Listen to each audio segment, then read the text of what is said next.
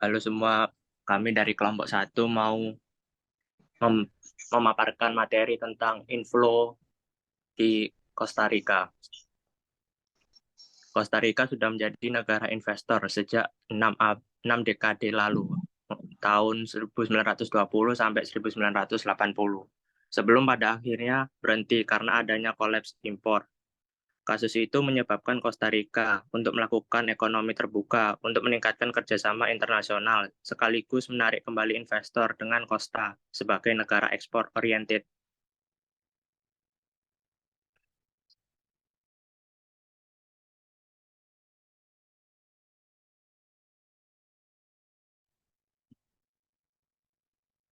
FDI sebagian besar dari ekspor orientednya. Sejak per 10 tahun lalu, FDI mencapai peningkatan 13,1% per tahun, di mana tertinggi pertama kali pada tahun 2002. FDI terhitung 660 miliar US dollar dan pada tahun 2009 sempat mengalami penurunan sebanyak 35% karena krisis ekonomi dari investasi asing.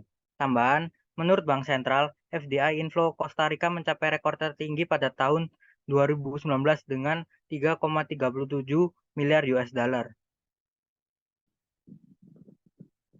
Costa Rica bisa mencapai terbesar kedua dalam menerima nilai terbesar di Amerika. Pertumbuhan Costa Rica terus berlanjut hingga mencapai 25% dari total Amerika.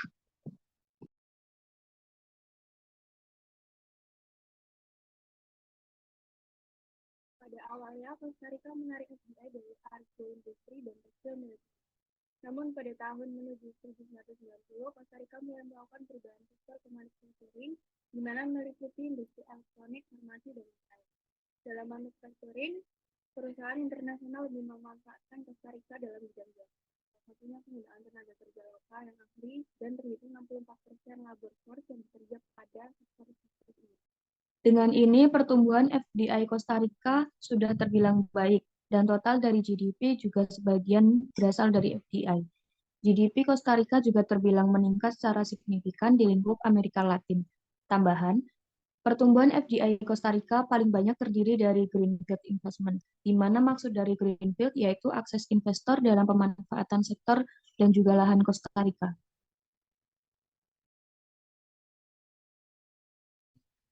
Oke, asal negara investor Costa Rica, yaitu ada Amerika Serikat, Kanada, Jerman, Belanda, Spanyol, dan juga Meksiko.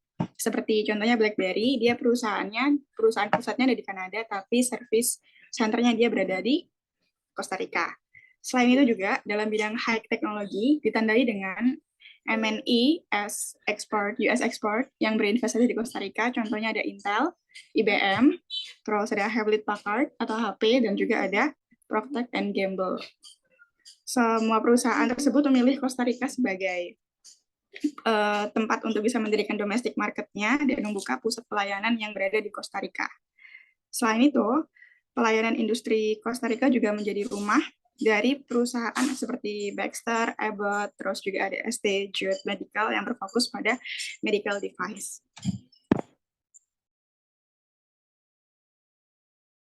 Negara ini memiliki rezim hukum yang terbuka dan transparan untuk investasi asing, meski tidak memiliki undang-undang khusus terkait ini. Investasi ini juga diatur oleh undang-undang sektoral dan rezim intensif tertentu. Lalu adanya penerapan prinsip non-diskriminasi antara warga negara dan orang asing adalah hak konstitusional. Selain itu, Costa Rica mengembangkan undang-undang sektoral khusus yang berisi ketentuan terkait investasi. Misalnya, undang-undang tentang telekomunikasi, listrik, transportasi. Rezim intensif khusus juga telah ditetapkan untuk menarik investasi yang ditargetkan. Negara ini memiliki 4 rezim insentif, yaitu rezim zona bebas, rezim pemrosesan ke dalam, rezim pengembalian, rezim insentif, dan pengembangan pariwisata. Selain itu, alasan mengapa Costa Rica dapat menarik FDI karena yang pertama, stabilitas politiknya, lalu banyaknya tenaga kerja ahli, dan letak Costa Rica yang strategis, akan dengan mudah memperlebar jangkauan pasar.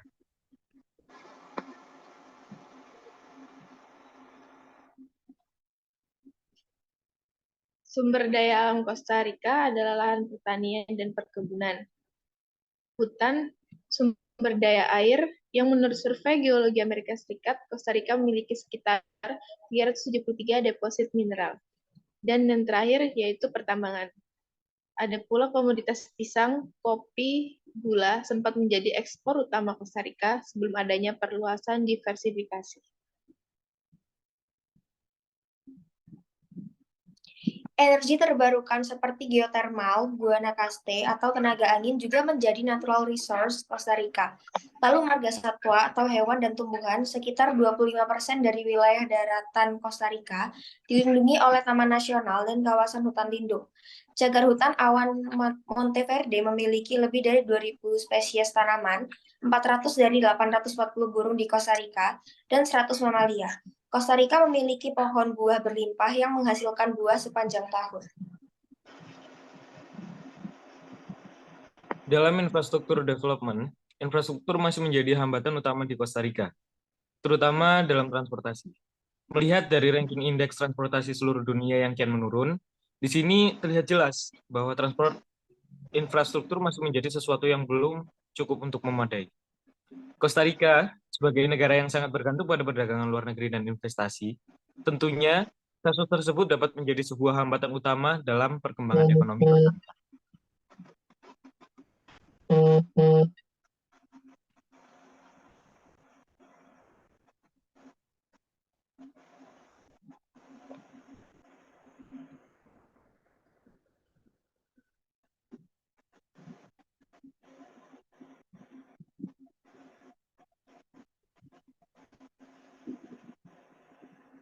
Lalu infrastruktur telekomunikasi, perusahaan asing berinvestasi dalam pengembangan jaringan broadband, teknologi seluler, dan konektivitas internet untuk meningkatkan akses komunikasi di Costa Rica dan memperluas kemampuan masyarakat dalam mengadopsi teknologi digital.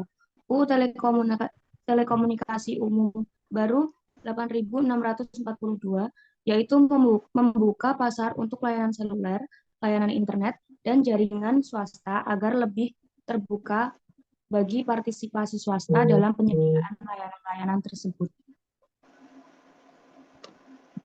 Selain itu, poin menguntungkan berasal dari infrastruktur energi atau renewable. Costa Rica mengadopsi peraturan program yang berfokus pada pengembangan energi terbarukan. Energi terbarukan tertinggi pada hydroelectric. Selain itu, Costa Rica juga mengembangkan potensi seperti energi surya, biomas solar, dan juga angin.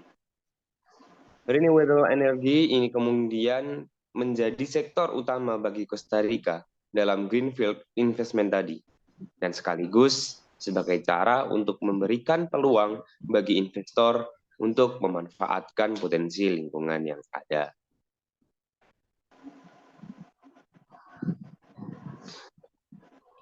Mungkin sekian dari kelompok kami untuk pemaparan hasil dari diskus kami. Kami dari kelompok 1 undur diri. Sekian, terima kasih.